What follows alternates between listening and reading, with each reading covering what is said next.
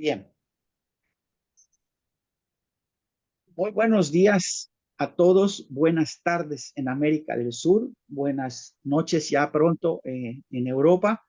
Muchísimas gracias a todos por conectarse a nuestro webinario de Puentes con la Sociedad, con el prestigio que tiene la Agencia Española de para el avance de la ciencia y con la parcería que tenemos con Alcompat, pues ha permitido que muchos conocimientos que normalmente no tenemos los ingenieros lleguen hacia nosotros. El protocolo de siempre que ustedes conocen, vamos a escuchar las palabras de nuestro presidente, luego nuestra presidente de honor y directora de Relaciones Internacionales, nuestro presidente Nio Pacini, nuestra directora Carmen Andrades y finalmente su servidor para presentar a Francisco. Entonces, Eño, bienvenido, muchísimas gracias, adelante. Muchísimas gracias, Pedro, por tu presentación. Eh, Buenas tardes o buenas noches a todos que nos escuchan.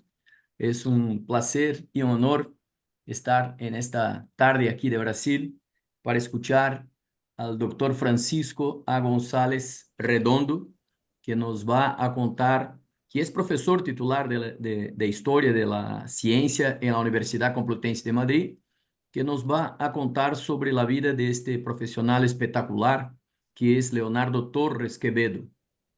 Así que somos todos audiencia. Muchísimas gracias, doctor Francisco, por atender nuestra invitación. Es un gran placer estar contigo. Saludar nuestra presidenta de honor, la profesora Carmen Andrade, nuestro director general, Pedro Castro, a la audiencia y a las personas que estamos aquí porque hay otros que están por detrás haciendo sus trabajos como Alexia, que aquí está. Bien, te escucharemos entonces, doctor Francisco. Muchas gracias. Carmen. Bueno, sí, pues saludos a todos desde aquí, sí, empezando el atardecer. Siempre es un gusto en estos seminarios y querría decir que la intención de ellos era acercar la, la sociedad, los intereses de la sociedad a nuestra comunidad de Alcompat. Como muchos de vosotros sabéis, Alcompat Internacional es una asociación que es más bien una federación de asociaciones nacionales de todos los países iberoamericanos. En cada país hay una asociación que se llama Alcompat para la rehabilitación de las estructuras y siempre tenemos aspectos muy técnicos, muy relativos a la construcción. Pero se vio la importancia de abrir nuestro escenario, nuestro horizonte, a temas que tienen que impactar con la sociedad, porque el ingeniero tiene siempre como objetivo el beneficio, trabajar para beneficio de la sociedad. Y en este sentido hablo de la otra asociación donde tengo el honor de ser vicepresidente de esta Asociación Española para el Avance de la Ciencia, de la que nuestro ponente de hoy es miembro de su junta directiva, un miembro muy destacado y muy activo, y al que ya le agradezco muchísimo su incorporación a estos webinarios, series de los anteriores. Y para aquellos que se conecten hoy por primera vez, pues esta asociación donde somos científicos, pero hay también ciudadanos normales. Nuestro secretario general es una persona que no es científica, porque nuestro objetivo es acercar la ciencia a la sociedad y ser conscientes de los problemas de la sociedad y cómo desde la ciencia podemos dar respuesta. Ya no me alargo más, agradecer también a los técnicos que están detrás, Alexia y Natanael, su trabajo magnífico siempre, y nada más. Espero que en este caso el tema es más de historia, pero también del impacto que causó Torres Quevedo en aquel momento en la sociedad. Veréis que lo intentará resumir Paco, y veréis que tiene esa relación de gran impacto con la sociedad. Y ya te cedo la palabra. Cedo la palabra a nuestro director general, Pedro Castro.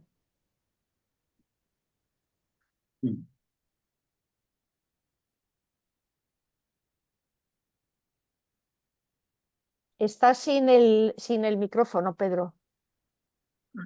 Bueno, gracias, María. Bueno, hoy tenemos dos personalidades con nosotros, Francisco González Redondo, que él nos va a presentar a Leonardo y todas sus contribuciones en la sociedad, por lo que no voy a leer el currículum de Leonardo, ustedes lo tienen por allá, pero quiero comentar cosas interesantes de Francisco, que es nuestro ponente. Él es un destacado académico español que tiene una formación en matemáticas e historia de la ciencia, imaginen. Él es doctor en matemáticas por una parte de la Universidad Politécnica de Madrid y por otra es doctor en filosofía de la ciencia por la Universidad Complutense de Madrid. Él es profesor titular de historia desde 1989 en la Facultad de Ciencias de Educación desde 1989. Ha sido autor o coautor, coordinador de 40 libros, más de 40 y más de 200 artículos en publicaciones especializadas nacionales e internacionales. Y como divulgador, más de 500 conferencias presenciales, 79 seminarios impartidos en diversas universidades de Europa y Latinoamérica. Francisco es un referente en la historia de la ciencia, la persona ideal para hablar de Leonardo Torres. Él, por supuesto, ha participado en numerosos programas de radio, televisión, documentales y tiene varios reconocimientos, entre ellos la medalla de la Universidad Complutense de Madrid, el Maybury Prize del Reino Unido y la medalla de los puntos cardinales. Bueno, el currículum de Francisco es extenso y hasta aquí voy a dejar esta parte y vamos a dejarle a Francisco la palabra. Bienvenido de nuevo. Muchísimas gracias por estar con nosotros. Todos lo apreciamos. Adelante. Bueno, pues lo primero de todo, dar las gracias a las instituciones, por supuesto, al CONPAD y a la AEAC y a las personas que habéis hecho posible esta invitación y el placer que me va a suponer comentar con vosotros sobre este tema aparentemente tan provocativo. Porque en realidad siempre ponemos títulos provocativos a las presentaciones para atraer al público. Se suele decir o se solía decir que si quieres llamar la atención, pon en el título la palabra sexo, pero claro, este no era el caso ni tenía sentido. Así que hemos puesto el ingeniero total. Y en esta orilla del Atlántico, pues ya los españoles empiezan a ponerse nerviosos. Pero ¿cómo que el ingeniero total? Pero si los españoles nos caracterizamos por aquello que gritó un filósofo que teníamos aquí muy importante, don Miguel de Unamuno, que inventen ellos. Y entonces nos queda la duda de si efectivamente don Miguel de Unamuno pues dijo tal cosa. ¿Acaso dijo don Miguel de Unamuno que inventen ellos? Es decir, como si los españoles no pudiésemos inventar. Bueno, en realidad él estaba preocupado por la vida porque ya había cumplido los 60 años y estaba ya en otro ámbito, ¿no? El origen y sobre todo el final de la vida y se preguntaba estas cosas, ¿no? Y veía lo que los españoles decían de sí mismos. Y escribió, no a mucho hubo quien hizo como que se escandalizaba de que respondiendo yo a los que nos reprochaban a los españoles nuestra incapacidad científica, dijese, después de hacer observar que la luz eléctrica luce aquí también como donde se inventó, y no quiero hablar del apagón que hemos tenido estos días, aquello de que inventen ellos. Expresión paradójica a que no renunció. Luego es verdad, españoles de esta orilla, españoles de la otra orilla, hispanoparlantes, parece que don Miguel dijo eso, que inventen ellos. Pero si lo leemos un poquito más calma, resulta que lo estaba diciendo respondiendo a los que nos reprochaban a los españoles nuestra incapacidad científica. Y sobre todo en don Miguel de Unamuno era una expresión paradójica a la que no quería renunciar. Es decir, una paradoja, es decir, una cosa, pero querer decir la contraria. Y ese es el problema que tenemos en esta orilla, los españoles, que hablar bien de los nuestros no se nos da. Y tenemos que esperar a que sea un francés, hablando bien de un español en las páginas del parisino Figaro en 1930, cuando en un artículo sobre máquinas de calcular, una historia que empezaba en Pascal y terminaba en Torres Quevedo, en 1930 se preguntaba, ¿pero acaso no deberíamos considerar a Leonardo Torres Quevedo el más prodigioso inventor de su tiempo? Y entonces todos los que me están escuchando dicen, pero vamos a ver, si el tiempo de Torres Quevedo, 1852-1936, es el de Graham Bell. es el de Nikola Tesla, un poquito más joven Turing, un poquito mayor Thomas Alva Edison. ¿Cómo va a ser el más prodigioso de ese tiempo? Bueno, pues de eso vamos a hablar, de un ingeniero de caminos singular. Y yo tengo que pedir disculpas porque no soy ingeniero. ¿Qué le vamos a hacer? Solo soy matemático. Bueno, no pasa nada, no hay nadie perfecto, que nos dijo Billy Wilder en aquella maravillosa obra, ¿verdad? Pues vamos a hablar de un ingeniero de caminos, porque yo no sé si sabéis que Dios existe. Claro que Dios existe y además es ingeniero de caminos. Y eso es lo que se decía en la época en la que el padre de Leonardo Torres Quevedo, ingeniero de caminos, el propio Leonardo estudia ingeniería de caminos. Bueno, Leonardo nace en esa casa y a esa casa se retira cuando acaba la carrera de ingeniería de caminos, porque ha recibido una herencia enorme y no necesita trabajar. Y retirado ahí se le ocurren cosas. Y la primera que se le ocurre y que tenemos documentada es resolver un problema que tiene la humanidad: el transporte por cable de personas con total seguridad en lo que hoy llamaríamos teleféricos, que no existen en 1883-84. Y nuestro Leonardo, en ese entorno, en ese valle del norte de España, en Cantabria, pues se pone a trabajar, también se enamora, también se casa, y en esa casa donde va a vivir inventa. ¿Y qué inventa? El primer teleférico para personas. Presenta la patente en 1887 desde un pueblo de este Valle de Iguña, en Cantabria, pero no lo hace solo en España. Lo presenta en Francia, lo presenta en Estados Unidos, en Alemania, en Reino Unido, en Austria-Hungría, en Italia, en Suiza, en todos los países del mundo. Y jugándose su dinero después de que todas y cada una de las oficinas de patentes del mundo, importante, civilizado, desarrollado, certifican la originalidad de la patente, lleva su proyecto a Suiza. Pero se ha adelantado décadas. Y los ingenieros suizos, los políticos suizos, se ríen de él, desencadenan una campaña de difamación en la prensa contra él y fracasa como emprendedor. Pero Leonardo tiene en su cabeza muchas otras invenciones. Por ejemplo, la mecanización del cálculo. Ha sido testigo de cómo Charles Babbage ha fracasado no pudiendo construir su máquina de diferencias y ni siquiera intentando su máquina analítica. Y haciendo un estudio profundo de los fracasos y avances con tecnología mecánica al acabar el siglo XIX, a los que han llegado los ingenieros de su época, llega a una conclusión. Cualquier aparato que permite provocar a voluntad un fenómeno cuya ley está expresada en una fórmula algebraica diríamos hoy, puede teóricamente servir para obtener valores simultáneos de todas las variables contenidas en esta fórmula. Pero claro es que esta verdad teórica no tiene en general ningún valor práctico, porque no es fácil producir un fenómeno cuya ley sea la fórmula que interesa calcular. Pero ¿estáis sospechando que se llama Leonardo y como el florentino, como el italiano, se va a quedar en manuscritos? No. El nuestro, si tiene en su cabeza unas nuevas máquinas, es porque va a construir esas máquinas. Y antes de que acabe el siglo XIX tienen máquinas que computan funciones continuas. Por ejemplo, funciones polinómicas que igualadas a cero se convierten en una ecuación y podemos calcular las raíces de esa ecuación. Pero si tenemos unas nuevas máquinas, no habrá una ciencia para ellas, con lo cual va a tener que proporcionar también la ciencia para fundamentar teóricamente esas máquinas. O viceversa. Si tiene en su cabeza una concepción teórica, es imprescindible que las demuestre de manera práctica. Esto es nuestro Leonardo.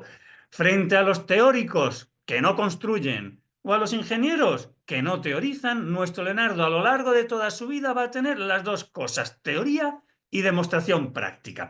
Pero además no se va a quedar en el entorno español. Presenta sus trabajos, por ejemplo, a la Academia de Ciencias de París para que las máximas autoridades de la época juzguen. Y se publican artículos en 1895, 1900, 1901, 1902, sobre todo en Francia. Y en Bélgica se ha convertido al acabar el siglo XIX en la máxima figura mundial en lo que hoy llamaríamos informática, mecanización del cálculo, porque es lo que tenemos como tecnología al acabar el siglo.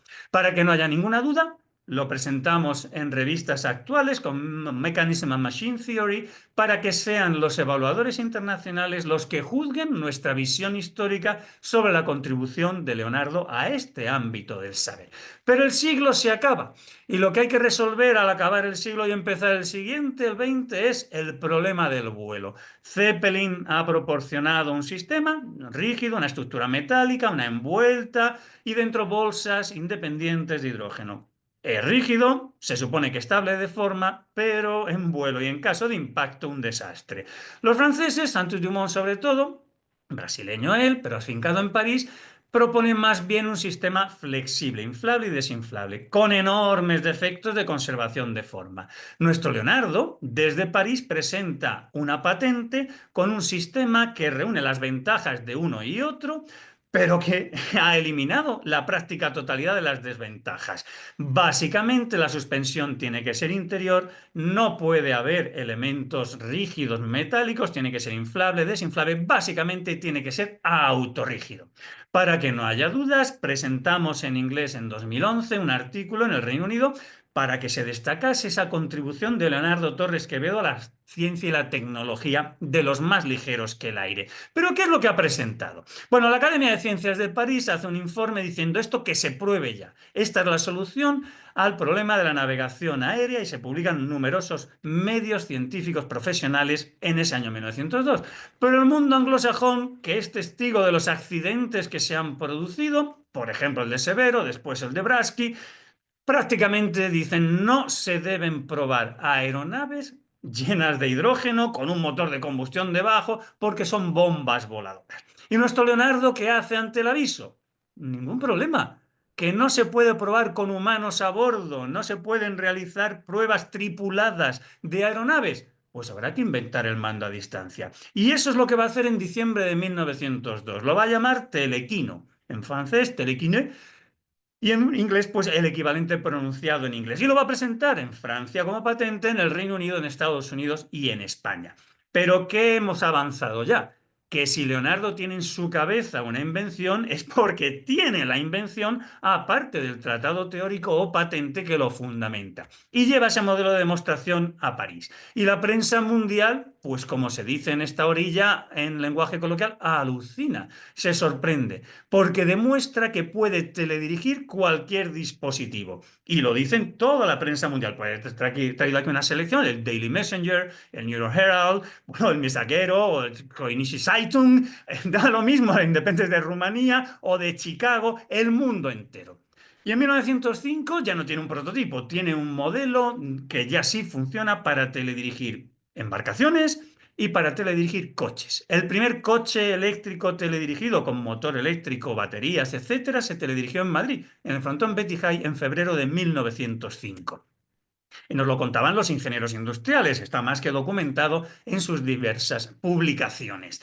Y lo que quiere hacer es teledirigir aeronaves. Bueno, pues antes de que sea aeronave, vamos a teledirigir naves. Teledirige en el estanque de la Casa de Campo un primer bote eléctrico, que también ha construido en Madrid, y en Bilbao se transforma una lancha que se ha comprado en Alemania, a la Casa Tudor, tiene más de 12 metros de eslora, en un barco teledirigido. Va a realizar las pruebas y esto lo hemos contado y lo podéis consultar en internet porque yo quiero seguir avanzando sobre el telequino como origen de los drones. Porque en realidad lo que él quiere es teledirigir aeronaves y para eso hace falta tener una nave y para eso hace falta construirla. Bueno, pues en el frontón Betty High de Madrid, que ha alquilado en 1904, empieza a extender las lonas y con la ayuda de los militares que sirven en comisión de servicios en su centro de ensayos de aeronáutica, empieza la construcción del primer dirigible español.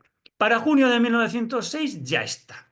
Lo que vamos a tener es una viga interior de sección triangular hecha solamente de cuerdas. 3 largueros de cuerda van desde la proa a la popa y van a convertirse en las aristas de esa viga interior. Lo que va a haber son triángulos también de cuerda paralelos, todos así, asidos en los vértices a esos 3 largueros, de tal manera que cuando metamos hidrógeno a presión, esos triángulos, toda esa viga se va autorrigidizando y cuando la presión interior sea equivalente a la exterior, si pinchamos no hay apenas flujo de gas que se pierda, el dirigible va a funcionar como si fuese rígido, pero no tiene ni un solo elemento metálico en su interior. Cuando colguemos la barquilla, el peso se va a distribuir uniformemente por la viga sin doblarla envuelta por el centro. Va a ser estable de forma, va a ser estable en vuelo, es inflable, desinflable, admite impactos, es la solución al problema de la navegación aérea. Para que no haya dudas, repatenta el sistema en el Reino Unido y lo repatenta en Francia en 1907. Y empiezan los ensayos, porque nuestro inventor no es solo un teórico, Él entiende que hay que desarrollar la invención en su totalidad. Y en Guadalajara, con la ayuda de los militares, a lo largo de 1907, pues va terminando de instalar los motores, los timones, los propulsores, en fin, todo lo que hace que un globo se convierta en dirigible.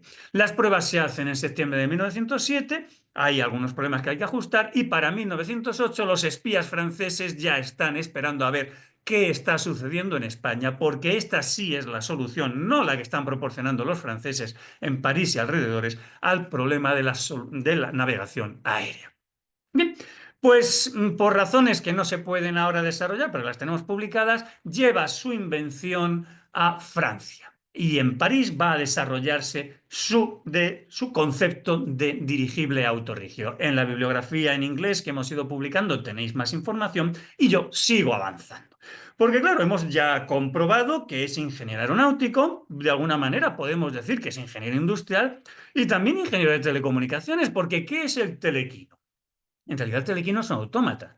Tenemos un emisor de ondas hertzianas y lo que vamos a mandar con un pulsador de Morse son pulsos. No vamos a buscar puntos y rayas porque no es necesario, simplemente un número de pulsos. Desde el emisor mandamos 1 o 2 o 3. Y lo que ha inventado Leonardo es el mando a distancia completo. Cuando cogemos el mando de la tele, efectivamente podemos encender y apagar la tele. Efectivamente, eso ya lo hacía Tesla en 1898. Desde una frecuencia mandamos una señal de encendido apagado, con otra frecuencia otra, y puede parecer que estamos teledirigiendo algo. Pero lo que queremos es como el de la tele, que si yo le doy al 1 me hace una cosa, si le doy al 2, al 3, al 4, tanto como queramos. Eso por primera vez hace el telequino de Torres Quevedo, mandando una serie de pulsos. El receptor, que está en el barco, en la aeronave, en el coche eléctrico, almacena en su memoria artificial la colección de puntos.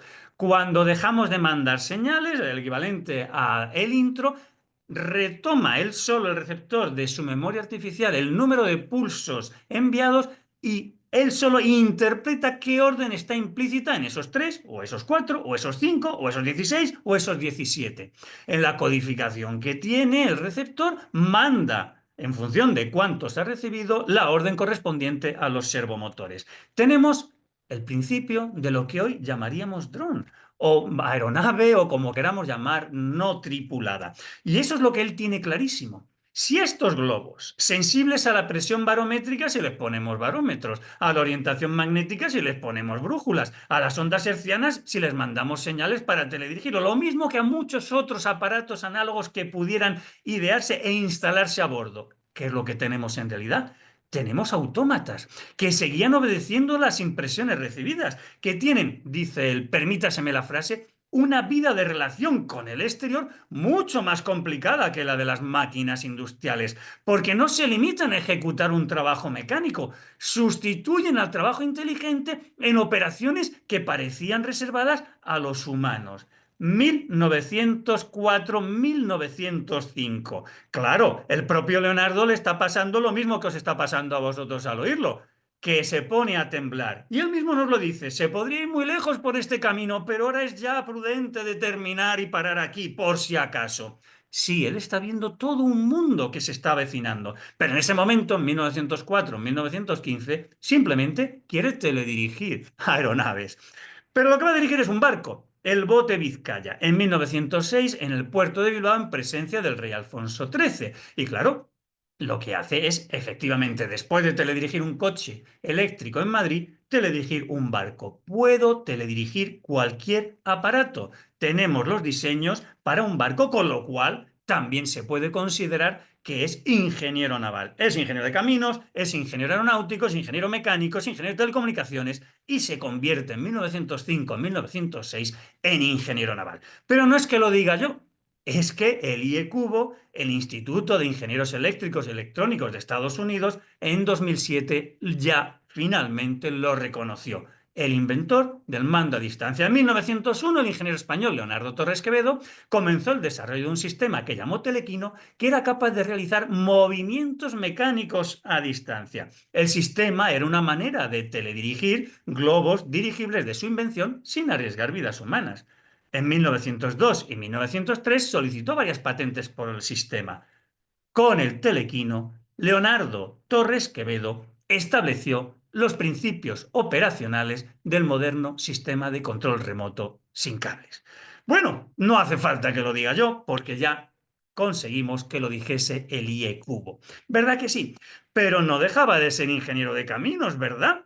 Y Dios existe porque es ingeniero de caminos. Y Leonardo tiene una espinita clavada en el corazón. Ha fracasado en 1887, 88, 89 en Suiza, intentando poner en funcionamiento el primer teleférico para personas. 20 años después, gracias al éxito del telequino, se constituye una empresa privada con capital prioritariamente vasco, de la zona de Bilbao, algún cántabro también, del norte de España, con un objeto. El objeto de la sociedad es desarrollar los inventos de Leonardo Torres Quevedo. ¿Y el primero que van a desarrollar? El teleférico para personas. No hay teleférico para personas hasta 1907. El que se pone en funcionamiento en San Sebastián, en el norte de España, hoy País Vasco, es el primero, el 30 de septiembre de 1907. El primero que está certificado, que tiene patente, que se ha construido de acuerdo con los criterios avanzados de un país industrializado y, sobre todo, que recibe ya el reconocimiento histórico, en este caso, en alemán. Aquí tenemos el libro de Dieter Moll en 2 volúmenes, Historia del transporte por cable, desde Austria, poco sospechoso de estar influido por los españoles, y que en el capítulo dedicado al transporte por cable para personas, la fotografía que ponen es la de Leonardo, del nuestro, de Leonardo Torres Quevedo. ¿Y qué dicen de él? Pues que por supuesto que ha habido teleféricos en ferias y en muchos sitios. Y bueno, y kamikazes, pues lo ha habido a lo largo de la vida, lo sigue habiendo en el siglo XXI. Pero si queremos determinar de verdad, científico-tecnológicamente, el momento en el que nacen el moderno teleférico para personas, ese día es el 30 de septiembre de 1907 y es en San Sebastián. Bueno, esto también lo tenéis más que documentado en artículos que hemos publicado y que están disponibles en Internet, con lo cual podéis profundizar en estas cuestiones. Pero claro, a Leonardo le había entrado el miedo, el temblor ante lo que había visto en su autómata telequino. Él había visto todo un mundo y habéis oído la palabra inteligencia de alguna manera, a personas inteligentes que podían ser sustituidos por máquinas inteligentes. Y ese mundo lo va a presentar por primera vez en América Latina, en la América Española, en Argentina, en 1910. Para conmemorar el centenario del Grito de Independencia, pues las autoridades españolas, reconciliadas con la antigua parte de España, de lo que llamamos después Argentina, pues envía una delegación. Va la infanta Isabel, van diplomáticos, artistas y un científico. Un científico que, por supuesto, tiene que hablar de la lengua, de la comunidad cultural y todo eso, pero ¿qué es lo que de verdad va a llevar nuestro Leonardo al Congreso Internacional Científico que se organiza en Buenos Aires en 1910? Los diseños de la primera computadora digital electromecánica, que se publican en la revista La Ingeniería de Buenos Aires y en el órgano oficial de los ingenieros de caminos, en la revista de Obras Públicas. Tenemos localizados las publicaciones, pero también los esquemas originales que estáis viendo ahí. Si nos está viendo cualquier ingeniero especialista en estas cuestiones, estará ya disfrutando con la imagen. Bueno, pues esto lo podéis ver, aunque sea en blanco y negro, en la revista de Obras Públicas que está disponible en Internet para descarga gratuita. ¿Y qué es lo que ha presentado?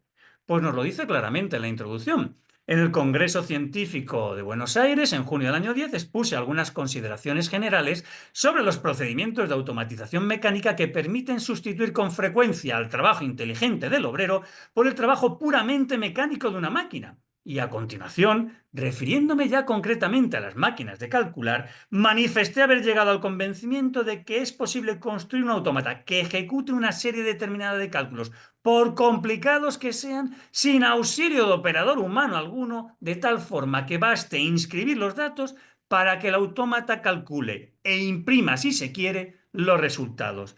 Y no estamos hablando de 2010, estamos hablando de 1910. ¿Y será ciencia ficción?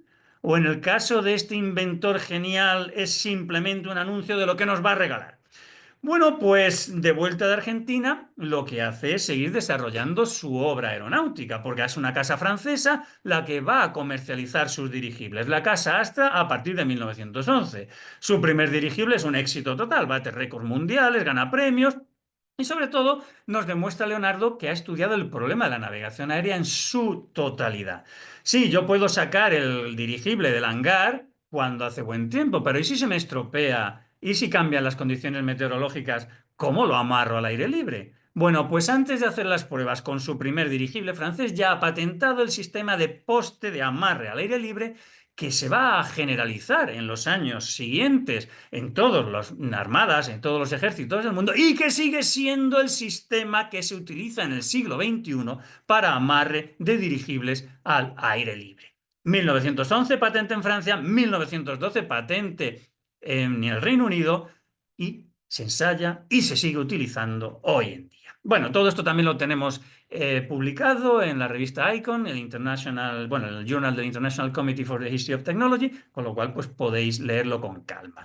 Pero es que desde Francia se empieza a ver la Primera Guerra Mundial y Leonardo regala los diseños de un acorazado volador con 2 barquillas, 40 tripulantes, cañones, etc. Y bueno, pues van desarrollándose distintos modelos para estar preparados para tener una flota aérea que enfrentar a los cepelines alemanes. Pero va más allá. Antes de que empiece la guerra, todavía en 1913, propone unir náutica y aeronáutica con el primer barco portaaeronaves, en este caso portadirigibles. Los aeroplanos en 1913 no tienen utilidad militar todavía. En el 15, en el 16 irán desarrollándose.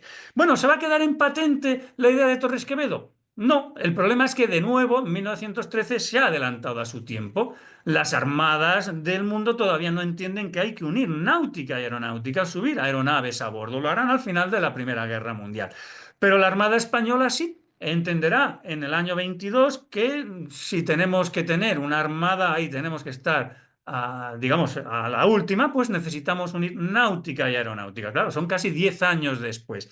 ¿Y se quedará en la flota española? No. La US Navy en 1922 copia o adapta su idea y la va a seguir utilizando hasta los años 30 con barcos portadirigibles, en este caso dirigibles enormes de tipo Zeppelin que construye en consorcio con Goodyear en los Estados Unidos. Bueno, ¿pero se queda en algo de hace 90 años? No, porque la Armada de Estados Unidos, para la lucha antisubmarina contra los submarinos de los narcotraficantes y bueno, y de la Guerra Fría contra Rusia, etcétera, por si acaso se acercase algún submarino a las costas, tiene barcos portadirigibles teledirigidos en los años 88, 89, 90, 94.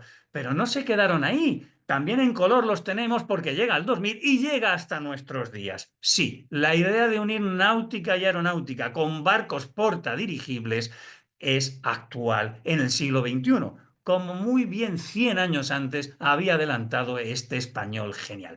Esto también lo tenéis y lo podéis leer porque lo hemos publicado y el Mayborn Prize este que me dieron fue por hablar de esto en el Greenwich, en el Museo Marítimo en Greenwich en el año 2016. Pero os habéis quedado con la cosa de la automática, de los autómatas, de la inteligencia artificial.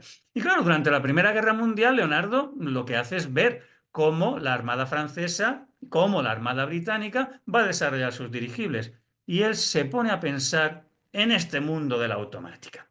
¿Recordáis las imágenes aparentemente muy de tipo Da Vinci, muy bonitas, pero aparentemente irrealizables y que quedarían en un manuscrito aparentemente?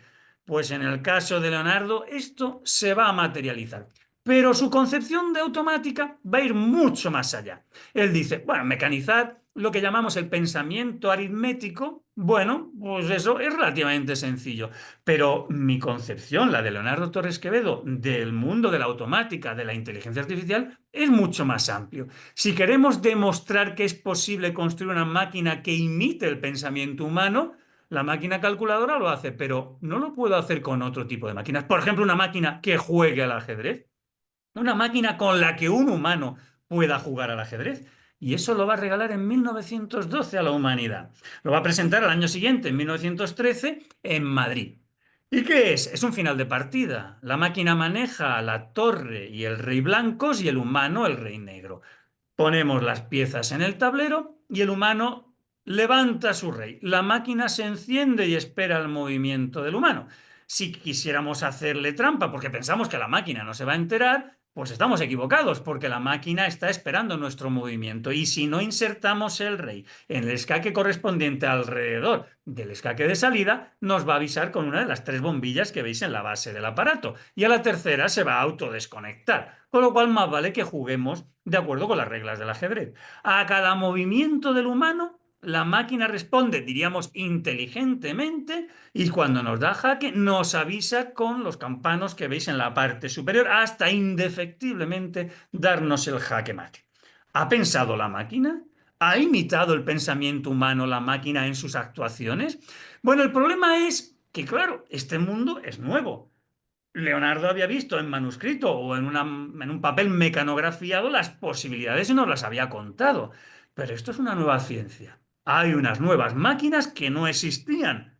Hace falta una nueva ciencia para esas máquinas. Y en 1914 ya existen las dos cosas. El tratado teórico, ensayos sobre automática, su definición, hay que definir la ciencia porque no existe, extensión teórica de sus aplicaciones, porque dentro del libro no puede meter las máquinas. Lo que puede hacer es describir teóricamente y con esquemas en qué consistiría una máquina analítica como ejemplo de demostración de las potencialidades de su automática. Ejemplo de demostración porque es donde fracasó Babbage, que no pudo construir ni siquiera la primera de las máquinas.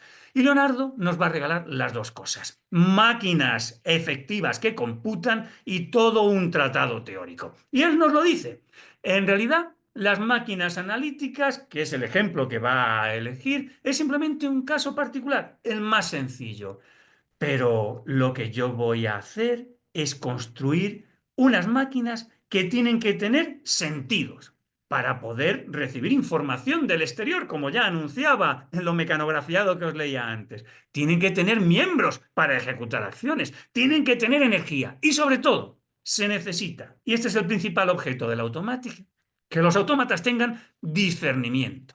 Qué bonita palabra, ¿verdad? Que puedan en cada momento, teniendo en cuenta las impresiones que reciben y también a veces las que han recibido anteriormente y han memorizado en su memoria artificial, ordenar ellos solos la operación deseada. Es necesario que los autómatas imiten, ¿quién ha oído hablar del imitation game? Imiten a los seres vivos ejecutando sus actos con arreglo a las impresiones que reciban y adaptando su conducta a las circunstancias. Claro, pero esto no es Alan Turing en 1950, esto es Leonardo Torres Quevedo en 1914. Los autómatas deberán tener sentidos, los autómatas deberán tener miembros, los autómatas deberán tener energía y aparato que demuestra. Porque si recordáis el artículo en Mind de Computing Machinery and Intelligence de Alan Turing, se preguntaba si una máquina podía pensar. Y rápidamente decía, bueno, yo no sé lo que es una máquina y yo no sé qué es que una máquina pudiera pensar. Así que voy a cambiar la pregunta de ¿puede pensar una máquina? Por el imitation game. En 1912, que es el año en que nace Alan Turing, Leonardo Torres Quevedo ya ha terminado su ajedrecista. Y en 1914 lo presenta en París. Claro, en 1914 ya tiene la máquina y tiene el tratado teórico. Y mirad lo que decía en portada del diario Le Matin. Un autómata que sabe jugar al ajedrez.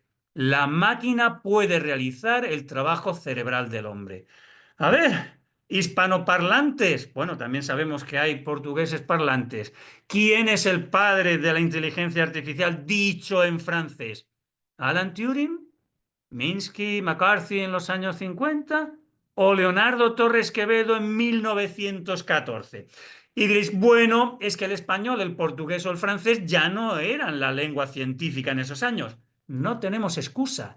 Si es que Scientific American en 1915 ya publicó un artículo en tamaño periódico, varias páginas y fotos de las máquinas de Torres Quevedo con ese título que estáis viendo en pantalla. Torres y sus destacados dispositivos automáticos. Estoy leyendo el subtítulo. Sustituirá mediante máquinas a la mente humana. Este es nuestro Leonardo. En cuanto salió ChatGPT, ¿os acordáis, verdad? ChatGPT, en el momento en que salió, publicamos un artículo sobre ChatGPT, inteligencia artificial, y Leonardo Torres Quevedo. Leed lo que escribimos, que lo tenéis en internet, los orígenes de la inteligencia artificial, porque hasta ChatGPT se adelantó Leonardo Torres Quevedo en sus ensayos sobre automática. Hasta el imitation game ya lo había adelantado Leonardo en sus ensayos sobre automática. Sí, pero hemos visto que era ingeniero aeronáutico y un ingeniero aeronáutico va a disfrutar, lamentablemente hay una guerra donde se demuestran sus visiones, porque la Armada Británica va a desarrollar toda una flota de dirigibles del sistema Torres Quevedo para bloquear la amenaza de los U-boats, de los submarinos alemanes. Van prácticamente a anularlo. Sin los submarinos, la Armada alemana está pues al lado de la británica, más la francesa, más después la norteamericana, perdida y va a conducir a la rendición en medida apreciable. Más de 30 de la serie Coastal. 18 de la serie North Sea que pueden estar volando ininterrumpidamente, intercambiando tripulaciones 2, 3, hasta 4 días. Entre medias la serie Coastal Star, que pueden estar volando día y medio, 2 días. Dirigibles que se venden desde el Reino Unido a Francia, a Rusia, a Crimea. Lo tenemos en los telediarios. 4 dirigibles del sistema Torres Quevedo en Sebastopol. Al propio Estados Unidos, que le van a vender el North Sea 13, borrando el 13 y poniendo un 14, por supuesto, porque son muy supersticiosos. Este es nuestro Leonardo, que además va a conseguir una fortuna con los dirigibles comercializados desde Francia. 62.000 francos con los primeros 4 de la serie T, que eran muy pequeños. Para que os situéis, un catedrático de universidad en Francia cobraba en esta época 5.000, 6.000 francos en todo un año. Por 4 dirigibles ha cobrado ¿cuántos sueldos de catedrático anuales? Pues es nada, porque con la siguiente serie 80.000, con la siguiente serie 50.000 y así más de 20. También le venderá a Estados Unidos un par de ellos durante la guerra. Este es nuestro Leonardo. Bueno, tenéis libros para que efectivamente pues leáis esto, uno publicado por AENA, que me lo encargó en 2009, y uno que acaba de salir, y lo podéis adquirir online, Leonardo Torres Quevedo, su vida y su mundo. Pero lo importante es el reconocimiento internacional cuando sometemos nuestras investigaciones históricas al juicio de los árbitros del el International Journal for the History of Engineering and Technology, por ejemplo, del Museo de Ciencias de Londres, que estos son los que determinan si lo que estamos diciendo en español pues tiene sentido o no. Y sobre todo esto, que los historiadores franceses, los historiadores británicos, cuando escriben sus libros sobre el trabajo que hicieron en la lucha antisubmarina, los dirigibles durante la Primera Guerra Mundial, lo que ponen en portada, sean conscientes o no, son dirigibles concebidos en España y desarrollados desde España por Leonardo Torres Quevedo. Bueno, pero hemos visto que era ingeniero de caminos. Y hemos visto que había desarrollado el primer teleférico para personas del mundo en 1907, porque en 1908 ya habrá un primero en Suiza y un primero en Austria. Pero el primero fue en España en 1907. Y en Norteamérica no hay. No hay en todo Norteamérica dirigibles, teleféricos para personas. Y estos vascos, esta empresa vasca, viaja el presidente con Leonardo a Canadá con la idea de poner un teleférico para personas desde la orilla canadiense del río Niágara a la orilla norteamericana y vuelta, viendo las 2 cataratas. Pero claro, problemas de visados, de fronteras, le dicen a Leonardo que no. Se constituye una sociedad española en Canadá, con capital español, administración española, por supuesto el proyecto es español, el ingeniero es español, que es ingeniero de caminos, hijo de Leonardo Torres Quevedo, patentes españolas, y construcción española. Hasta la barquilla se lleva desde España a Canadá. Se monta y se inaugura el 8 de agosto de 1916. Sí, lo tenemos en blanco y negro, lo tenemos coloreado y sobre todo lo tenemos hoy en día pintado con los colores de la bandera de España, el rojo y gualda de la bandera de España. Cuando hablamos de marca España, pues hablamos de deportistas, de cocineros, bueno, todo eso está muy bien. Esto es ingeniería española I+D+I de hace más de 100 años que sigue funcionando hoy después de más de 100 años sin haber tenido ni un solo accidente. Esto sí que es marca España. Viva los cocineros y los deportistas. Viva también la ingeniería. Bueno, esto también lo tenéis en internet porque lo hemos contado bastantes veces y lo podéis consultar en distintos medios. Y esto se podía consultar allí desde 1991, que fue un regalo que hizo mi padre a la Comisión de Parques del Niágara. El texto en castellano es suyo, la traducción al inglés es mía, y esto estaba allí desde 1991 al lado de las taquillas, mientras esperamos a montarnos en el transbordador del Niágara, para que todos los turistas leyesen esta pequeña biografía de este español genial. Pero es que Leonardo, el nuestro, es completo, es el ingeniero total. Y durante la guerra, pues se aburre y decide concebir el primer catamarán moderno, con cascos habitables de metal, etcétera, estabilidad suficiente y estudio aeronáutico adecuado. Y lo patenta en España y lo patenta en el Reino Unido. Y un inventor no solo patenta, sino que construye. Y efectivamente, en marzo de 1918 se produce la botadura. 100 años después todavía se están botando pues binaves, que lo llaman catamaranes parecidos. Esto pasaba en Bilbao en 1918 y esto estaba pasando en Santander 100 años después. Sí, esto pasaba en Bilbao y esto pasaba en Santander. Y para que no haya duda, escribimos esta historia y la sometemos a los árbitros del International Journal of Maritime History para que se decida si es verdad nuestra hipótesis de historiación, que los orígenes, los diseños fundacionales y la primera construcción del moderno catamarán, el que tenemos en todas las navieras de todo el mundo, se debe a Leonardo Torres Quevedo. Pues ya está publicado y reconocido internacionalmente. Pero yo creo que lo que más os ha llamado la atención es lo de la automática y la posibilidad de construir un primer ordenador, esa máquina analítica. Bueno, pues vamos a tener que esperar un poquito, porque si el proyecto es de 1910, se va a materializar, en principio teóricamente, en los ensayos sobre automática en 1914 y finalmente se va a presentar en París en 1920. Sí, y aquí lo tenéis, en blanco y negro. Lo va a llamar el aritmómetro electromecánico. Pero lo podéis ver en color porque sigue existiendo. No funciona, pero se puede visitar en la Universidad Politécnica de Madrid. ¿Es acaso el primer computador de la historia? Bueno, pues vamos a ver qué es lo que tenemos aquí. A la derecha tenéis el teclado, el órgano para introducir datos, pero como estáis viendo que es una máquina de escribir, estáis viendo que es el órgano de salida, es la impresora también. Bueno, pues desde el teclado mandamos las operaciones que queremos que la máquina compute.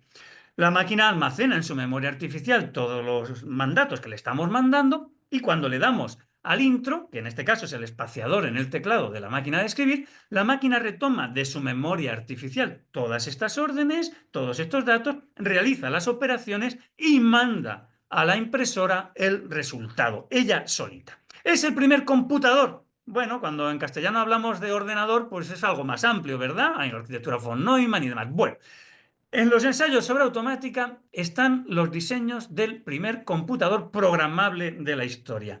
La arquitectura Torres Quevedo, por supuesto precedente de la arquitectura von Neumann, está en los ensayos sobre automática.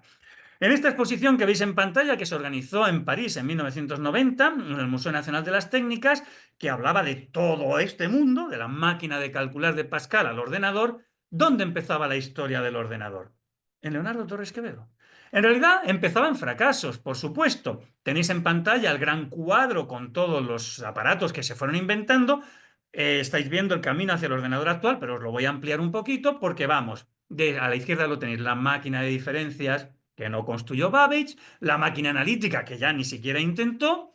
Sí, Babbage, fracasos de Babbage, y llegamos a los ordenadores actuales. Aparentemente los primeros, el Mark I y el ENIAC de la Segunda Guerra Mundial, los años 40. ¿Y qué tenemos justo encima? Torres Quevedo, 1920, aritmómetro electromecánico. No es el ordenador completo, no es programable. Es la demostración de que lo que había anunciado Leonardo, que con tecnología mecánica no se iba a poder construir la máquina analítica pensada por Charles Babbage, con su tecnología electromecánica sí era posible. Estamos en 1920 y Leonardo va a empezar a construir el primer computador completo programable de acuerdo con los diseños que están en los ensayos sobre automática. Pero Leonardo tiene ya 70 años. En 1927 tiene ya 75. Y dice, si el aritmómetro electromecánico, donde demuestro que es posible, me ha llevado 10 años, no me va a dar tiempo a completar el computador programable. Pero ahí lo tenéis.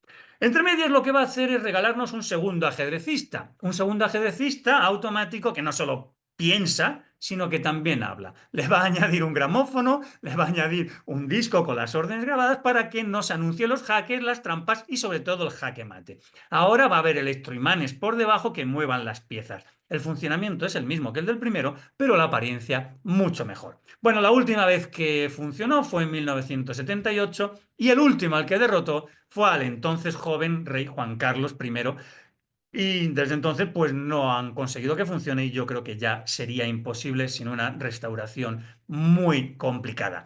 Pero de nuevo, no soy yo quien debe hacer los juicios, deben ser las autoridades y los científicos mundiales.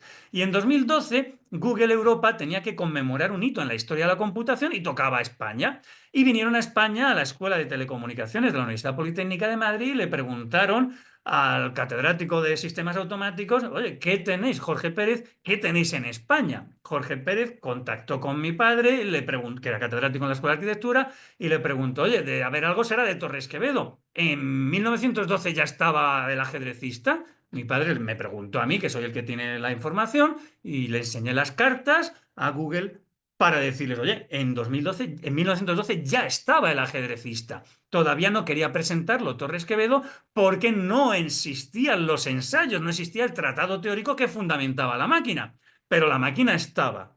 ¿Y qué creéis que hizo Google? ¿Entendió lo que le estábamos enseñando? Bueno, pues desde octubre de ese año, el congreso iba a ser en noviembre, entendieron que lo que íbamos a conmemorar realmente es que Leonardo había proporcionado el primer computer game de la historia, el primer juego computacional o de ordenador de la historia. Esto es nuestro Leonardo. Bueno, la Real Sociedad Matemática Española me pidió un artículo y lo publicamos también, lo podéis leer tranquilamente, divulgativo, y sobre todo lo que quisimos fue someterlo a una revista muy seria, los Annals of the History of Computing del IEEE. Y para que no hubiese dudas, para que los árbitros tuvieran claro lo que estábamos proponiendo, pusimos este título: Leonardo Torres Quevedo, el pionero de la computación, de la automática y de la inteligencia artificial. Y para que no quedase ninguna duda a los árbitros de esta revista, en el resumen que estáis leyendo en pantalla les decíamos: la historia de la computación es una historia fascinante, la búsqueda de pioneros poco conocidos de la automática, de padres perdidos del ordenador, de fundadores de las ciencias de la computación que no nos resultan familiares, o de creadores de la inteligencia artificial que no han recibido reconocimiento hasta el momento, invita a que hagamos, en realidad le estamos diciendo, invita a que hagáis, porque nosotros ya lo habíamos hecho, una mirada al pasado con una mente mucho más abierta de la que se ha hecho hasta ahora en el mundo en general y sobre todo el mundo anglosajón. En este artículo proporcionamos una visión completa, comprensiva, de la prácticamente desconocida contribución de este ingeniero español a todos estos ámbitos: la computación, la automática y la inteligencia artificial. Bueno, pues desde 2022 ya esto está publicado, está reconocido y lo podéis leer en extenso. Bueno, esto lo conté para que no hubiese ninguna duda y no se quedase solo sobre el papel en la British Computer Society el 28 de febrero de este año 2025, para ver si cara a cara pues no estaban de acuerdo con lo que ya llevábamos publicado más de 2 años. No hubo ni una sola discusión. Allí se publicó y lo podéis ver en inglés en el vídeo de la Computer Conservation Society, que es donde está colgado. Pero tenemos que ir terminando. Y en el título, aparte de decir que fue el ingeniero total, hemos puesto que también fue arquitecto, porque al fin y al cabo Alcompat pues reúne ambos mundos. Y yo en mis 45 minutos no quería dejar de ser fiel al título que habíamos puesto. Y por supuesto, pues Leonardo, para construir las estaciones de salida de sus teleféricos, bueno, pues recurrió a arquitectura alpina, pues intrascendente, por supuesto. Muy bien, pero fue más allá. La entrada y salida de dirigibles de un hangar que estáis viendo que mezclan metales y madera es peligrosísima. Y a poco que haya un poquito de viento, por más que pongamos pantallas, pues pasa lo que pasa, que las lonas se rasgan, el hidrógeno se pierde y mucho hidrógeno y motores de combustión mezclados con oxígeno, tenemos desastres casi garantizados, ¿verdad? Como se produjo en distintas ocasiones, incluso con los dirigibles del sistema Torres Quevedo. ¿Qué hizo nuestro Leonardo? Decir: no, vamos a ver, vamos a construir dirigibles, sí, muy bien, pero no podemos utilizar esa misma tecnología para construir los hangares para los dirigibles. Es decir, no podemos crear arquitectura inflable. Y eso es lo que propuso Leonardo. De nuevo, se adelantó demasiado a su tiempo y no se desarrollaron esas estructuras hasta bastante tiempo después. Eso lo estáis viendo en stands, en ferias, arquitectura inflable que es muy útil, muy fácil de manejar y muy extendida. Pero no es esta la idea principal con la que quiero terminar en el mundo de la arquitectura. es que cuando Leonardo concibe, por ejemplo, la barquilla de su transbordador para el Monte Ulía, tiene la mente de un ingeniero y concibe una estructura en abanico que los entendidos dicen que en resistencia estructural se aproxima al número ideal, al número de Mitchell, que nos da esa idealidad en la resistencia estructural. Y ese diseño que patenta Leonardo en España, en Estados Unidos, en Francia y demás, de ese diseño en abanico, es el que luego lleva y sigue funcionando hoy en Niágara. Pues bien, en el Museo de Historia de Hamburgo, desde 1980 y tantos, la cubierta es una copia de este diseño patentado por Torres Quevedo en más de 100, bueno, en más de 80 años antes. Pero claro, esta es una arquitectura que no lleva la firma de Torres Quevedo. Esta es una estructura magnífica que lleva la firma de George Sly. Y como si fuese suya, a George Sly le van a dar el premio del Instituto de Ingenieros Estructurales por un diseño que está inspirado, si lo queremos decir con un eufemismo, sino copiado de los diseños patentados por Leonardo Torres Quevedo. Porque este es nuestro ingeniero. Y este es el punto en el que, aunque queráis que os cuente más, para ser fiel a los 45 minutos, tengo que terminar. ¿Y cómo voy a terminar? Pues como empezábamos. ¿Cómo que inventen ellos? Si tenemos a Leonardo Torres Quevedo, ¿cómo que inventen ellos? ¿Pero acaso no se preguntaba un francés por qué un español nunca se atrevería? ¿Acaso no deberíamos considerar a Leonardo Torres Quevedo el más prodigioso inventor de su tiempo? Bueno, yo repito interrogativamente la pregunta que se hacía un francés de un español en los tiempos de Tesla, Graham Bell y Thomas Alva Edison. Pero es una pregunta. La respuesta no la voy a dar yo. La respuesta está en vuestras manos. Muchas gracias.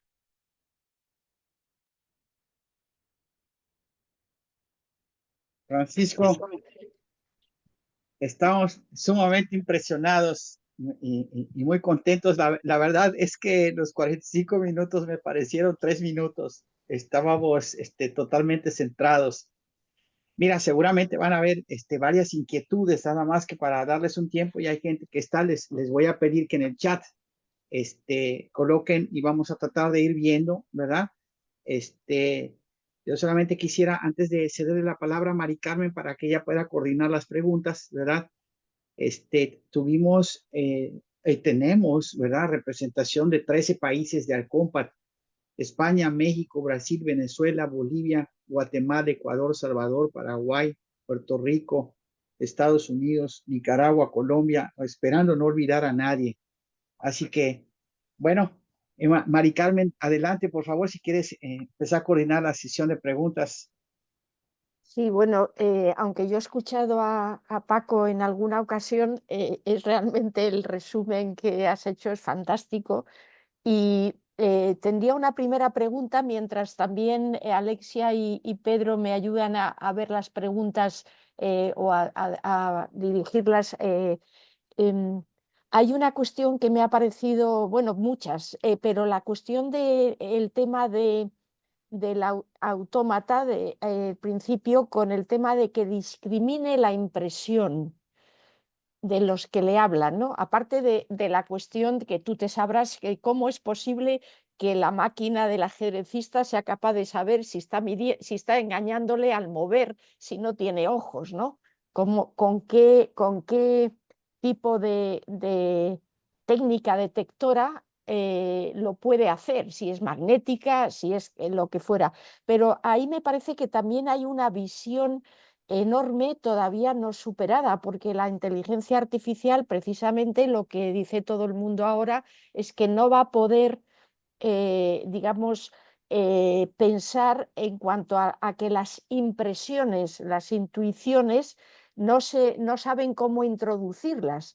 Pero parece, si no me equivoco, tú me corriges, Paco, él ya pensaba que había que introducir las impresiones de la otra persona, de la persona, para que la máquina fuera realmente inteligente y automática. Y con eso me callo de momento mientras voy viendo si hay preguntas y animo a la gente que las ponga en el chat. Bueno, pues muchas gracias, Mari Carmen, por todo y especialmente por empezar el turno de preguntas. Los ensayos sobre automática están disponibles en Internet, con lo cual podéis leerlo directamente. Voy a adelantar lectura. Entonces, en esos ensayos sobre automática, Leonardo ya pone en imprenta algo que también he localizado en manuscritos, que del año 12 más o menos, y que adelanta algo que es prácticamente del siglo XXI también, ¿no? Se plantea la pregunta sobre si se podrán construir máquinas que piensen. Y él dice, eso es un error fundamental. Viene a decir máquinas, sí, inteligentes, máquinas inteligentes. Es un error fundamental. El que tiene que ser inteligente es su diseñador, ¿no? Bueno, de alguna manera, pues es lo que vamos diciendo. ChatGPT y todo lo que llamamos inteligencias artificiales es software. Son programas que hacen unos ingenieros maravillosos, ¿no? Entonces, los inteligentes ciertamente son los creadores de ese software. Por supuesto, el de dentro de 10 años será todavía mucho más potente y no sabemos qué es lo que va a poder ser, pero seguiremos llamándolo inteligencia artificial. Y Leonardo dijo, sí, sí, sí, es una cuestión, en el caso de la tecnología electromecánica, de tamaño. Yo, el ajedrecista, lo que he hecho, bueno, Leonardo dice, es una simulación de algo muy sencillo que ocupa, pues lo que habéis visto, una caja como de 1 metro cuadrado, bueno, 1 metro cuadrado y luego de una altura, pues de 20, 30 centímetros. Dice, no, pero podemos haberlo complicado mucho más, es una cuestión de tamaño. Es todo electromecánico, parte magnética también, como dices, y realmente lo que tiene implementado es una especie de programa, es y un comportamiento condicional. Si el humano levanta, la máquina está esperando efectivamente dónde inserta la pieza el humano. Y tiene predeterminado que como no la meta en una de las casillas de los alrededores, pues es trampa. Si Ah, el ya he humano se entendido. acerca, está en digamos, lo divide el tablero en cuadrantes. Si se va al cuadrante donde está la torre de la máquina, pues automáticamente entiende que tiene que deslizarla al otro extremo para que tarde mucho en llegar. Y mientras va haciendo eso, pues entiende que el siguiente movimiento moverá la torre hasta que arrincona. Dice, no, si yo puedo complicar la partida mucho más. Es cuestión de tamaño, de tiempo y demás, ¿no? Pongo más piezas, pero se complicaría innecesariamente porque lo único que quiere es demostrar que esto es posible. La tecnología electromecánica daba de sí lo que daba, claro, en esa época. Con la tecnología que tenemos hoy, pues claro, es increíble a dónde se puede llegar. Y él lo que viene a decir es que las máquinas de calcular están muy bien, pero que son el ejemplo más sencillo, que es mucho más complicado imitar el resto de las cualidades humanas. Él es consciente de todo eso. Entonces, en los ensayos sobre automática, dice, voy a ejemplificarlo, pues claro, con la arquitectura Torres Quevedo de la máquina analítica, que es lo más fácil. Ahora, ¿cómo hacemos para simular todo lo demás? Los sentidos, de sentimientos ya no habla, de esa parte de la conciencia y todo eso, pero él viene a decir que en realidad si ya en esa época era capaz la industria de automatizar un montón de actividades y de procesos, pues él entendía que es de manera natural, que no había que sorprenderse de que con el avance pues cada vez fuesen capaces de sustituirnos en más actividades, por ejemplo, en todas las actividades intelectuales. O sea que él también era capaz de entender que eso era posible y entendía que no se acabaría con la tecnología que él manejaba, pero era la que él tenía. Y no había nadie con esa tecnología electromecánica trabajando todavía. Ese es su problema, que con esa tecnología van a seguir trabajando en los años 30 sin conocer la obra de Torres Quevedo o prescindiendo de ella. Entonces, pues se ha adelantado demasiado a su tiempo y cuando todavía no ha nacido Turing, pues ya tiene una máquina, cuando Shannon pues es un bebé, cuando el otro. Entonces, pues claro, no hay masa crítica. Él crea la Ya. automática pensando que se van a reunir todos los que se dedican a esto y con él van a crear una comunidad Ya. de automatistas. Sí, ya, eso es lo que te iba luego a preguntar. Se ve que él, bueno, él primero parece que hereda una fortuna y con eso empieza y luego gana una fortuna, pero solo desarrollando la parte aeronáutica. Y es muy curioso, es importante verlo, que es la guerra, que a veces, digamos, no le damos valor a que muchas veces, por desgracia, hay guerras, pero son los que mueven la tecnología, ¿no? Porque posiblemente no hubo empresas que vieran un negocio en la parte de automática y sin embargo en la parte de los dirigibles sí vieron un negocio porque podían venderlo, ¿no? A mí eso me parece también muy destacable. Y luego agradecerte que llames lo de nuestro, ya sé que por otro lado tú has nacido en la tierra de Leonardo Torres Quevedo, por eso también tienes, pero sí quisiera hacer extensivo que este ingeniero es nuestro y también de Latinoamérica, es decir, que todo el mundo lo debemos considerar como nuestro y tomarlo de ejemplo tanto en su capacidad de hacer negocio con algunos temas y también de cuando no ha sido capaz de hacer negocio y por eso no ha evolucionado la tecnología, ¿no? No sé si tienes un comentario y paso ya a decirte las preguntas. Bueno, lo primero de todo es decir que el gobierno de España de esa época, que después del desastre del 98 estamos todos, derechas, izquierdas, centros, de todo el mundo en regeneración y en intento de convergencia europea, va a dotar para Torres Quevedo, porque ha demostrado el éxito del Telequino, un centro de ensayos de aeronáutica. Eso es dinero Ajá. público que se dedica a un ingenio, como teníamos a Cajal en el tema del estudio del cerebro, para el cual también se va a dedicar dinero. Es decir, que la España de ese comienzo del siglo XX va a dedicar dinero a ciencia y tecnología, el Cajal y a Torres Quevedo. Y va a tener un sueldo público, aparte de su fortuna personal, un sueldo público pues del equivalente a un rector de universidad hasta que se jubile. Es decir, que tiene ese apoyo. Empresarios privados también. Y luego el tema que yo creo que nos ocupa a todos, adelantar, pues para otra conferencia, y esa ya la di este verano pasado, que es que Leonardo en ese congreso de Buenos Aires de 1910 lo que hace es proponer la creación de una unión internacional iberoamericana de bibliografía y tecnología científicas en español. Es decir, él entiende que el francés ya, por supuesto, nos había superado, pero no es el idioma, que el inglés lo está ocupando todo y que todos los países hispanoparlantes debieran unirse para crear, hoy diríamos, un lobby o como queramos llamarlo, y que defendamos nuestro idioma como un idioma de ciencia y de tecnología. Y se va a poner en marcha un diccionario. Bueno, la cuestión es muy complicada y supongo que los servicios secretos de unos y de otros también intervendrían para que eso no funcionase, para que no se crease esa nueva unión entre todos los países hispanoparlantes, ¿no? Pero es otro tema apasionante que nace en Argentina y que se va a desarrollar desde la Real Academia de la Lengua Española en los años 20 y hasta que nuestra guerra civil pues acaba con el proyecto. Ya. Mira, pues ahora te traslado algunas de las preguntas. Felicitaciones, excelente profesional como es Leonardo Torres Quevedo, fascinante. Y hay una pregunta, ¿qué enseñanzas del pensamiento de Torres Quevedo cree que deberían retomarse en la formación de ingenieros y científicos hoy? Bueno, el modelo de Leonardo es muy especial. Está claro que es un genio y lamentablemente creo que la genialidad no se enseña, la genialidad no se hereda, no se transmite. Entonces Leonardo pudo tener un colaborador extraordinario en su propio hijo, ingeniero de caminos, pero la genialidad no la recibió. Pudo construir el teleférico, mejorar el ajedrecista, pero no pudo crear nuevas genialidades como había hecho su padre. Entonces, eso es verdad que hay que reconocerlo. Pero y también es verdad que hay que reconocer que no todo el mundo recibe una herencia que le permite dedicarse a lo que le permita disfrutar. Leonardo no hizo lo que se tenía que hacer. La escuela de ingenieros de caminos era la escuela del cuerpo de ingenieros de caminos. Lo que formaba era funcionarios que hoy hacen una carretera, mañana un puente y pasado mañana lo que le manden. Y eso con un genio es que no puede funcionar nunca. Gracias a que recibe esa herencia, pues él se va al Valle de Iguña y se pone a inventar. Claro, tú dile a los jóvenes de hoy que van a recibir una herencia y se van a poder dedicar a lo que les gusta. Pues claro, obviamente no.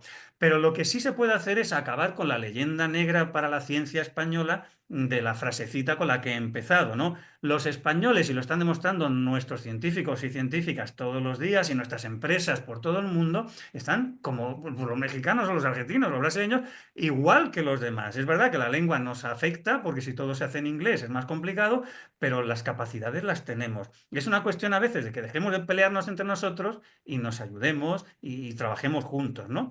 Porque la capacidad la tenemos. Y yo creo que estos modelos, Cajal, Torres Quevedo y otros, lo que sirven es para que, en este caso, los españoles, pero en cada país serán los modelos que sean, pues tengamos esas proyecciones porque son posibles, porque estas figuras existen y que nos dejemos ya de regodearnos con el que inventen ellos, ¿no? Que tanto daño nos hace, claro. Ya, sí, eso es muy bueno en lo que estás comentando. De hecho, Alcompat trata de eso, ¿no? De ser una asociación en la cual nos apoyamos unos a otros para hacer ver que somos importantes para los ámbitos en los que trabajamos. Hay otra pregunta que dice, en su opinión, esta es de Alexia, que también se ha quedado muy impresionada. La anterior era de Óscar Lazo. Esta es de Alexia, que dice, en su opinión, si Torres Quevedo hubiera tenido acceso a la tecnología actual, ¿hasta dónde cree que habría llevado sus ideas? Bueno, eso como siempre es muy difícil, quizá hay que situarse en el siglo XIX en el que Leonardo está estudiando. Ya se han matematizado casi todos los ámbitos, o las teorías físicas, la electricidad, el magnetismo, y es el primero que intuye las potencialidades que tiene ese mundo de la electricidad junto con el de la mecánica para desarrollar tecnología electromecánica, por ejemplo, para desarrollar la automática, ¿no? Entonces, claro, ese es el mundo de Torres Quevedo. ¿Torres Quevedo hubiese estado capacitado para el mundo posterior de la electrónica o el que tenemos hoy en día? Pues lo mismo su mente decimonónica pues hubiese fracasado en el siglo XX-XXI. Es muy difícil de vislumbrar, ¿no? A un español de esta época nos dejan retirarnos y no publicar en revistas de impacto y dedicarme en mi pueblo a inventar cosas y con eso tengo éxito. Por mucho me temo que o te metes en proyectos de investigación, en agencias de evaluación, en de acreditación, o la genialidad en el mundo en el que vivimos, en España por lo menos, está vetada. Va a ser un fracaso. Porque lo que tenemos hoy es rutina, perdona que sea tan pesimista, pero la genialidad no se fomenta. Tenemos que dedicarnos a lo que hay que dedicarse, no se dedique usted a otras cosas. Tienes que publicar en estas revistas, tienes que dedicarte a lo que hace él y si no, pues no vas a triunfar. Entonces me parece que no corren buenos tiempos para Leonardos en el siglo XXI, por lo menos en España. No, creo, Alexia, que fracasaría. Perdón, pero lo siento así. Bien, ¿tenéis más preguntas? Si no, yo quisiera hacer también otro Hay una más de comentario. Daniel Flores. Nada más de Gracias, Daniel Alexia. Flores. Sí, pues lo lees, por favor, que yo aquí no me sale de Daniel. Dice, ¿cuál considera la mayor aportación al mundo de Sí, Leonardo? es verdad. Sí, sí, eso estaba antes, sí. Bueno, los dirigibles de Torres Quevedo se siguen construyendo en el siglo XXI. La Sociedad Aeronáutica Rusa, a las afueras de Moscú, tiene una copia de los dirigibles trilobulados de Torres Quevedo. Y todos los dirigibles que se construyen en el siglo XX y a partir del desastre del Hindenburg, por ejemplo, y en el XXI, no tienen ni una sola solución de Zeppelin, aunque los llamemos Zeppelines, son de Torres Quevedo. Es decir, que la visualización de la vigencia de algo que en principio es de principios del siglo XX, más de 100 años después, pues la podemos ver en Highlander 10, que Air Nostrum parece que ha encargado 10, pues la suspensión interior y la estructura lobulada de esos dirigibles siguen siendo ideas de Torres Quevedo, no de Zeppelin ni de ningún otro ingeniero, ¿no?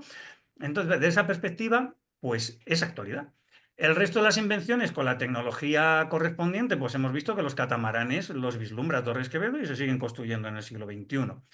Pero la idea de Torres Quevedo de sustituir mediante máquinas a la mente humana, bueno, pues que eso sigue vigente hoy. Y la idea, a mi juicio, de que en realidad lo que estamos llamando inteligencia artificial es la materialización del genio de humanos construyendo, diseñando programas o como queramos llamarlo, software, también hardware, claro, por supuesto, mejorándolo, ya está dicho por Torres Quevedo también, ¿no? Es decir, que todos los días yo creo que se está demostrando que claro que somos capaces los humanos de construir máquinas que imitan el pensamiento humano porque los humanos somos muy inteligentes y somos capaces de demostrar nuestra inteligencia construyendo máquinas que parece que son inteligentes, aunque en realidad los inteligentes son sus constructores, ¿no? Bueno, claro, transponer algo de hace 100 años al presente, pues yo creo que sí sería esto más o menos, ¿no? Ya. Bueno, eso ayuda a volver a insistir en la importancia de que pensemos en lo que necesita la sociedad, o sea, captar, estar en el medio y captar como ingeniero qué es lo que se necesita e intentar, digamos, darle respuesta a las demandas de la sociedad. Y en este momento, nosotros como Alcompat, uno de los temas que nos parece más vital es el de la sostenibilidad, famoso de la sostenibilidad, ¿no? El conseguir dar soluciones a esta sociedad en el cual usemos recursos naturales, pero no los agotemos y sigamos reciclando, dejando recursos para las siguientes generaciones.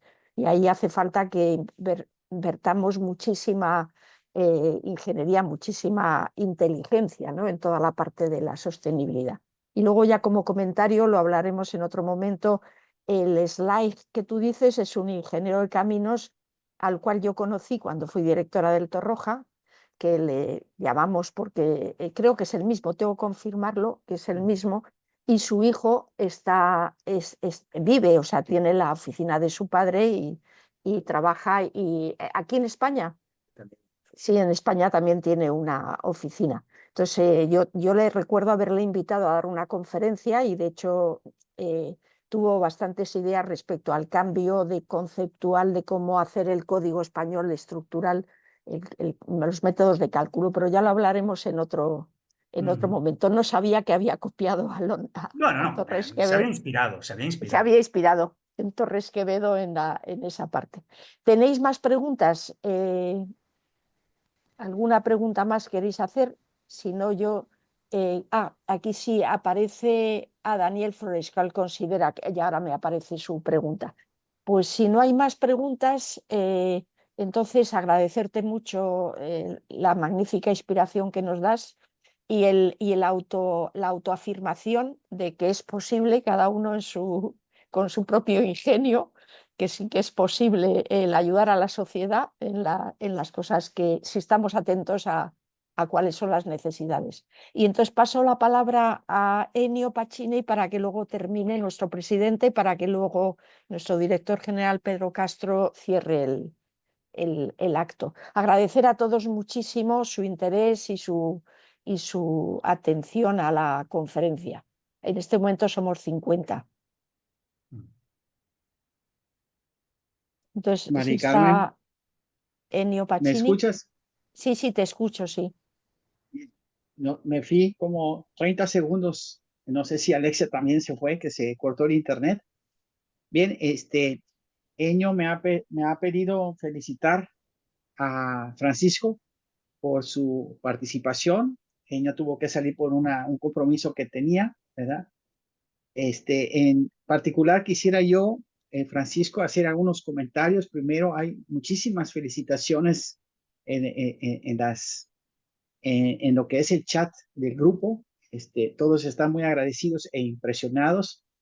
Lo segundo es que estaba yo olvidando Argentina, o sea, tuvimos 14 países, representación de 14, si es que no 15 países, de diversos colegas, ingenieros, arquitectos, ¿verdad? Que están impresionados con tu charla. Quería yo hacer unos comentarios antes de pasar a los comerciales, de algunas reflexiones, ¿no?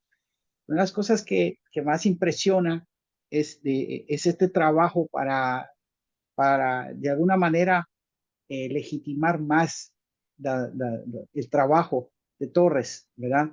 Porque el hecho de presentar, hacer un trabajo de historia de la ciencia de esta magnitud, donde se encuentran todas las evidencias, pero sobre todo las patentes, los anuncios, etcétera, pues pone en un lugar, no solamente en la ciencia, sino en la historia, al ingeniero Torres, ¿verdad? Que muchos de nosotros no hubiésemos imaginado ni conoceríamos. Quizás nosotros solo conoceríamos a los que han tenido más propaganda, cuando decías a Zeppelin y demás, nosotros no conocíamos la historia, así que esto es invaluable, sobre todo las evidencias que has mostrado. Así que muchísimas felicidades en ese sentido y todos, de nuevo, ratifico, muy agradecidos con ello. Bien, a nuestro amable auditorio que no fue disminuyendo, sino fue aumentando conforme transcurría tu conferencia, tu webinario, quisiera recordarles algunas actividades muy bonitas y muy buenas que tenemos pronto de Alcompat Internacional. Voy a empezar con el curso que está abierto, que tenemos ven que nosotros tenemos sociedades con diversas asociaciones del mundo, ¿verdad? Con RILEM tenemos varias, pero en particular el curso de corrosión del acero de refuerzo en concreta, teoría, prevención y reparación. El curso de trabajos de alta especialidad para reparaciones en concreto, que es el primero es con RILEM, el segundo es con SICA. El tercero son los talleres con las recomendaciones técnicas que nuestro vicepresidente técnico y director de recomendaciones técnicas está promoviendo. Él está presente acá, el doctor Pedro Garcés. Los cursos, pronto va a empezar nuestro curso 3 de prevención de problemas patológicos con una generación de los cuales hay varios jóvenes aquí de diversos países, pero también hay otros cursos, ¿verdad? Que tenemos también en asociación con otras sociedades, por ejemplo, con el FICEM, ¿verdad? Del cemento, la Federación Internacional del Cemento, que tenemos un curso de introducción a todos los temas que tenemos en nuestros cursos de línea para que estén presentes. Se llama Introducción a la Durabilidad del Concreto Reforzado para que ustedes estén en ellos. Nuestros senior webinars, que hace poco tuvimos uno muy bonito con Raúl Usni, pero les quiero anticipar que muy probablemente en julio tengamos otro senior webinar, ni más ni menos que con el diseñador y constructor de la torre Merdeka 118 en Malasia, que es la segunda torre más alta del mundo después del Burj Khalifa. Eso va a ser impresionante. Así que están de ahora invitados prontito. En cuanto afinemos la fecha con él, lo vamos a tener presentes, ¿verdad? También recordarles que hoy se vence una fecha límite importante, no solamente la fecha límite, sino que puedan asistir a nuestro Congreso Internacional COMPAT 2025 en Madrid, España, en el Instituto Eduardo Torroja, donde todo inició, que está celebrando sus 90 años, que está al COMPAT junto con los 90 años de Torroja, está celebrando 35 años de congresos, está iniciando esa celebración. Y la revista Al COMPAT, que cumple 15 años en este año, mañana publica, como durante todos estos 15 años, puntualmente el 1 de mayo, un número especial, donde van a haber artículos impresionantes que ustedes van a poder ver de reviews, de casos de estudio, de investigación básica. Son cerca de 10 artículos, entre 9 y 10 artículos. Eso se los recomiendo mucho, pero lo que más les voy a recomendar en prontito, quizás hoy, quizás mañana, no más tardar de mañana, mañana sale el número, ¿verdad? Les vamos a enviar la invitación porque en 15 días, el 15 de mayo, tenemos la celebración académica por los 15 años de la revista COMPAT. Es una celebración académica donde vamos a tener participantes de todas partes del mundo, donde se va a reconocer a los autores, al comité editorial que ha estado con nosotros 15 años, pero también junto con eso vamos a tener personalidades de Canadá, de Estados Unidos, de la India, de Europa y de Latinoamérica que van a estar presentando, por ejemplo, al autor más productivo en la revista El Compat, al autor más citado de la revista El Compat, que la tenemos aquí y es Mari Carmen Andrade, y así sucesivamente. También quisiera decirles, importante, y que no olviden que está publicado el boletín de noticias, donde está el programa y están cosas muy buenas en la opinión de Alejandro Durán sobre temas de tecnología del concreto. Todo esto, recuerden, todo lo que acabo de decir está en alcompact.org. También no puedo olvidar que tenemos nuestro seminario internacional de jóvenes al Compact Penetron, otra actividad que tenemos internacional con al Compact, donde, como ustedes recordarán, esta es la octava edición y va a ser el 26 de junio, o sea, ya prontito, para que ustedes participen. Recuerden que esto es un reality excepcional. ¿Por qué? Porque no solamente los jóvenes con los mejores proyectos de Latinoamérica, Iberoamérica, presentan sus proyectos, sino que son evaluados por la audiencia, ¿verdad? Y también reciben premios. Entonces, recuerden, por favor, todas estas actividades están cordialmente invitados. Ojalá y puedan asistir y promoverlas al compact.org. Entonces, en nombre de Alcompat, en nombre de nuestro director general, en nombre de nuestra directora de Relaciones Internacionales, Mari Carmen Andrade, agradecemos una vez más a Francisco y agradezco de igual forma, como anteriormente se dijo, al equipo técnico de Alcompat, a Natanael, a Alexia, que son dos personitas hormiguitas que parece que no, pero trabajan mucho para que las cosas salgan, tan solo todo lo que acabo de mencionar. Entonces, sin más, muy buenas tardes, buenos días, buenas tardes y buenas noches a todos y hasta la próxima.